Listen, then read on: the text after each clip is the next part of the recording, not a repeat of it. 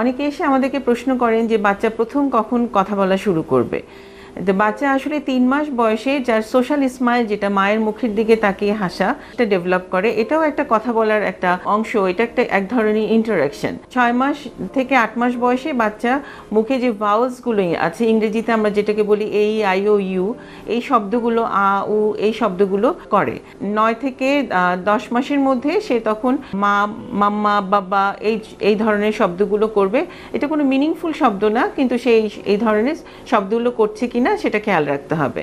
1 থেকে 15 মাসের মধ্যে বাচ্চা 10টা থেকে 12টা শব্দ, মিনিংফুল শব্দ বলতে শিখবে, যেমন মামা, দাদা, মা, চাচা, এই ধরনের শব্দগুলো শিখবে। এবং বাচ্চা যখন 15 থেকে 18 মাসে যাবে, এই শব্দের সংখ্যা বাড়তে থাকবে।